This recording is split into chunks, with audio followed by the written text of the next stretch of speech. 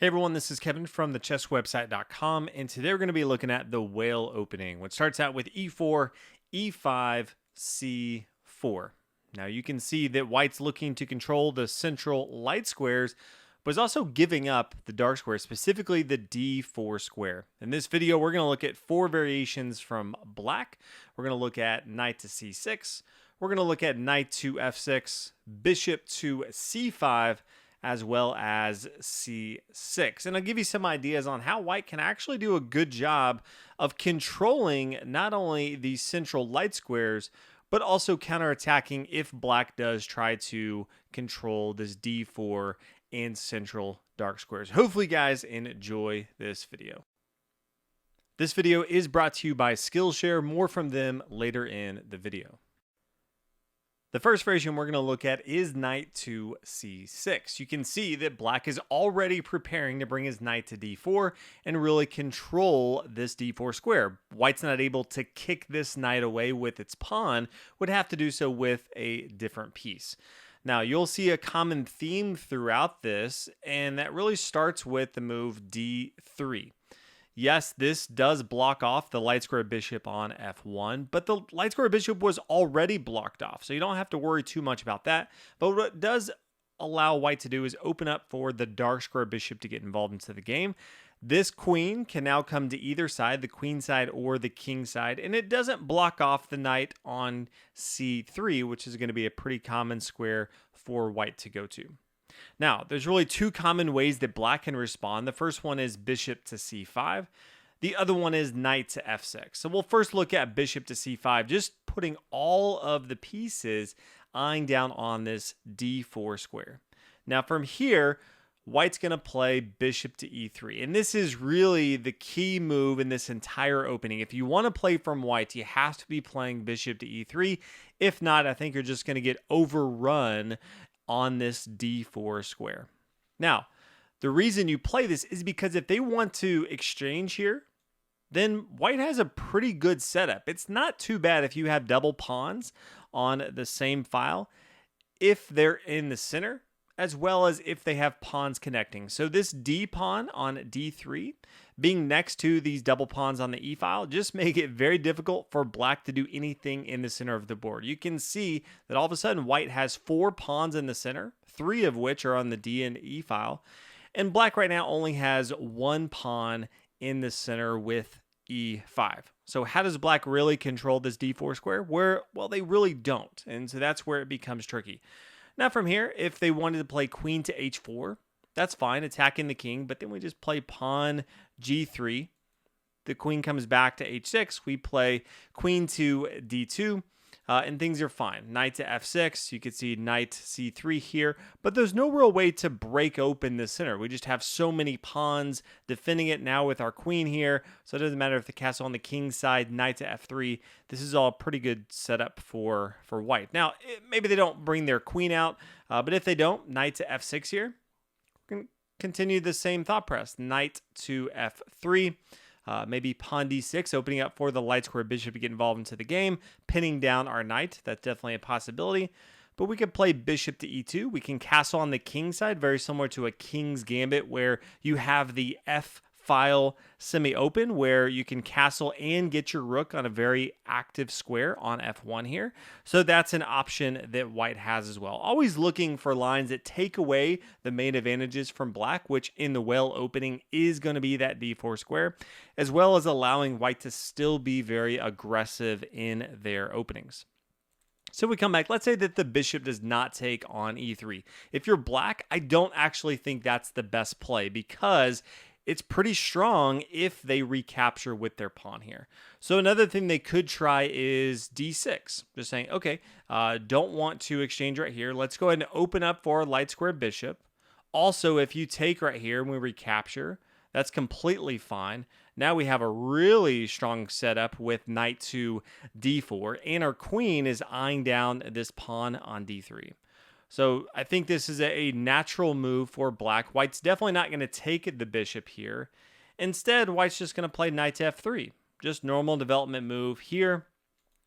If they play knight to d4, then we're going to play bishop to e2.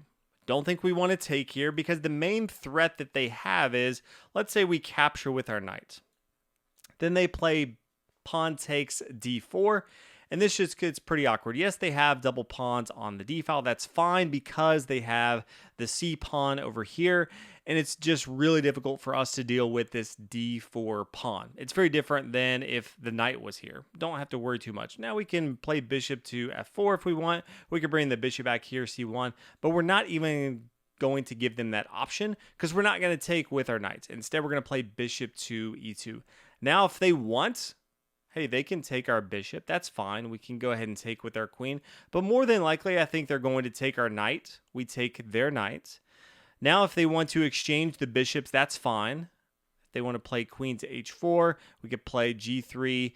You can see this is all fine. We're going to play similar moves as before. We can just bring our queen up to d2, protect this pawn. A little bit different setup than we had before because they did bring their knight down and exchange that with our knights. But all in all, it's the same principles as before. We're exchanging so that they don't control this d4 square with a pawn. Before we look at our next variation, a quick word from our sponsor. If you're not familiar with Skillshare, it's an online community where you can take classes on pretty much anything that you want. I just got through going through MKBHD's YouTube success class. Really good content. I'm just interested personally in other big channels and how they approach YouTube, how they get engagement, and have high quality content. So if you're interested in Skillshare, what's nice is they're giving the first 1,000 people to click the link below in the description as well as the pinned comment a free month. So if you haven't checked it out, definitely click below and let me know what you think. So we just looked at when the knight comes to c6, we play d3, and then bishop c5. But they don't have to play bishop to c5. Knight to f6 is also logical, but we're still going to continue the same thing as before. Bishop to e3 is our play here. Now, from here, they could decide to go ahead and play bishop to b4. They're not just going to play bishop c5. We're going to take that. That would be a terrible move. So they're not going to play that. So they may look at it and say, how do I actually get my bishop involved into the game? If they play bishop to e7, that's pretty passive. And then we can be the one that's extremely aggressive. But if they want to get their bishop involved, hey, that's fine as well. We're just going to play knight to c3 here. If they take, that's always fine. We can take here. You can see we're really clogging up the center of the board. Definitely not allowing them to control that d4 square, which is one of our main weaknesses in the game. But if they don't decide to take, that's fine as well, because then we can just push forward with a3, then almost force their hand to do something. You know, if they castle on the king side, we could play a3, and then where do they really go? They can just bring their bishop back if they want to. Something like a5 is not that great because then we just keep pushing forward here. And then we can control this with c5 if they bring their bishop back. So really they almost need to be taking here on c3. And then we're in a fine position right here. So that's what happens if they bring their bishop out. We're just going to play that a3. Now let's come back. This was all based on if they play knight to c6. After we play c4, the next variation we're going to look at is if black plays knight to f6. In this case, white's going to continue with d3. When I like to approach openings, I like to find lines that are very simple. It doesn't really matter where my opponent goes. I have the same principles in my mind, and d3 is a core principle in the whale opening to think about. Now, they could play very similar to the knight to c6 variation. So if they play bishop c5, we're going to be doing the exact same thing. So you don't have to memorize a lot of new moves. It's just the idea of if they play bishop c5, we want to play bishop to e3 so that if they ever exchange, we recapture, open up for this f-file so that we can start an attack on this side, as well as controlling the d4 square. We don't just want to give up that d4 square freely, which a lot of people, they look at the whale opening and think that's what white's going to do. We are not going to do that by any means. So if they don't take it, that's fine as well. Maybe d6 here, but then we just play bishop to e2. We We can play knight to f3 if we want to, castle on the king side. Same theory that we looked at from the first variation when they played knight to c6. Now, what if they don't play bishop to c5? They just want to get their knights involved. Okay, knight to f6 first, now knight to c6. Doesn't matter. Bishop to e3 from us. Now, one thing to keep in mind, maybe they look at it and say, we're not going to play the bishop game. What if they play pawn to b6 here?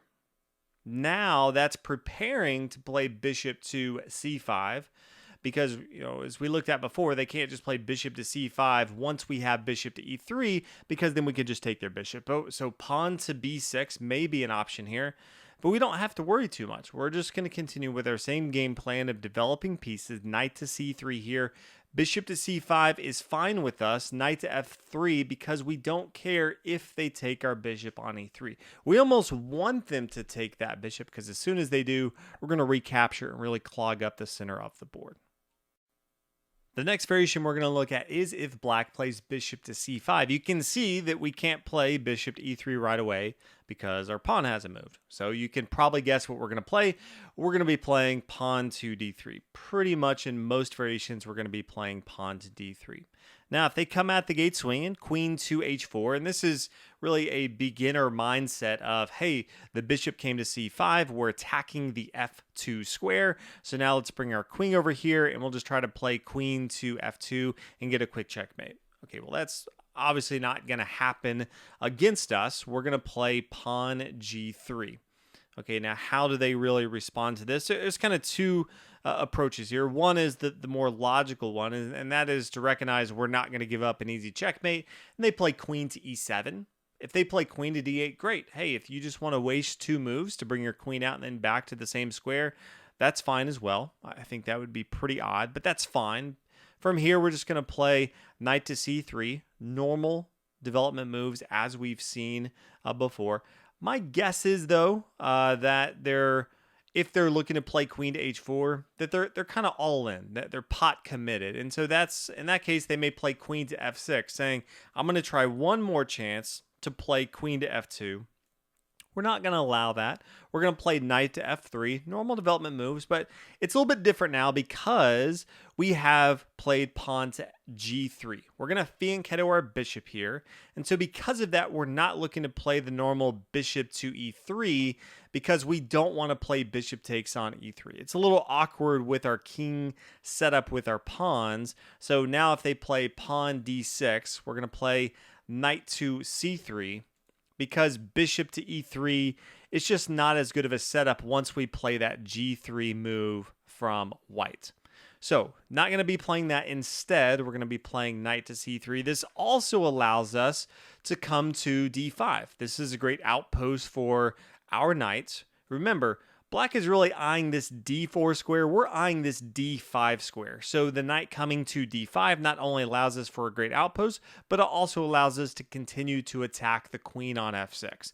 And they're just going to be moving their queen around, wondering why they haven't checkmated us yet. And then we're just going to continue to develop our pieces, and we're going to end up with a much better setup. Now, if we play knight to c3 and they play bishop g4, we're going to fianchetto our bishop to g2. Prepare to castle on the king side, and we have a pretty solid setup from here. Instead of the queen coming to h4, they may try something else, knight to c6. Now in this case, this goes back to the normal theory that we've looked at. Same setup as if they played knight to c6 first, we played d3, and then bishop c5. You already know what we're doing. Now we're playing bishop to e3. If we haven't fianchettoed the pawn here to g3 or played g3 and then fianchetto our bishop to g2, we're going to be looking to play bishop to e3. So that's what happens if they play bishop to c5 first. The last variation we're going to look at is c6. I don't really think this is a great option. We're pretty much giving the d4 square to black and telling them, hey, we're looking to counterattack in the center of the board on d4 if you want to go ahead and take it, which most times black's going to take it. c6 says, yeah, we want to try to counterattack you on the light squares, but white has the advantage there. But if they want to, that's fine. We're going to play knight to f3, attacking their pawn, forcing them to defend this. Typically, they would play knight to c6, normal development square, but it's also defending the pawn on e5. So we're attacking that pawn and saying, you can no longer bring your knight to c6. So what say you? How are you going to respond? Knight to f6, they could try, because if we take, they can just play queen to e7. It gets pretty awkward when we bring our knight back here, and then they just go ahead and take our pawn on e4. So if they played knight to f6, we're actually not going to capture that material. Instead, we're just going to play knight c3. This says, hey, you play knight to f6, baiting us a little bit to play knight takes on e5, but you're also putting another defender on the d5 square. So it looks like you guys are ready to rumble in the center. But keep in mind, in this position, white actually wins the center battle, because let's say they push forward with a d5. Okay, well, let's go through this. We take on d5, they take, we take. Now, they may look at it and say, yeah, I can just take with my knight here, and then when you capture, they're going to capture with their queen, and then black has a lot of the initiative. But black has to understand that white's not going to take this knight. There's a much better move, and that move is bishop to b5 check. Because how does black respond now? And if they, let's say, play bishop to d7, then we can take, and after the queen takes, now we take on e5. We don't take on d5. We take with our knight on e5. Check. Now, how do they respond? Okay, well, one option would be they take with their knight on c3. We take. They take our queen. We exchange. But then you can see we're getting into the endgame. White is already up a pawn in material, so that's better. It doesn't matter that we haven't castled. Once the queen's off the board, castling isn't as appropriate. Now we just want to get all the material involved into the game and start to attack here. And we're also threatening a lot of critical squares with our knight here. So they may try to kick our knight away. Maybe pawn f6, that's fine. Knight comes back c4, and then, you know, black's down a pawn in material. Difficult for them to see how they actually respond. So if we come back, what if they don't defend with their bishop? What if they say knight to c6? Okay, well, now we can still take with our knight on e5. We're attacking this knight on c6. Anytime a piece is pinned, which this knight is pinned by the bishop, you always want to attack those pieces, knowing that they don't have a lot of room to do anything with. And so black is in a tough spot. So they're going to lose the center of the board. So that's why I just like playing a knight to c3 and see how they continue, because they can't just play d5. And that's why I really don't like the c6 move from black as one of the variations. So that is the whale opening. Hopefully you guys enjoyed this video. If you have any other suggestions for one, let me know in the comments below. Thank you to our sponsor, Skillshare. Reminder, you can click the link in the description below to get 1 month free. First 1,000 people to use that link will get 1 month free of Skillshare. So thanks again for watching. I'll see you guys in the next video.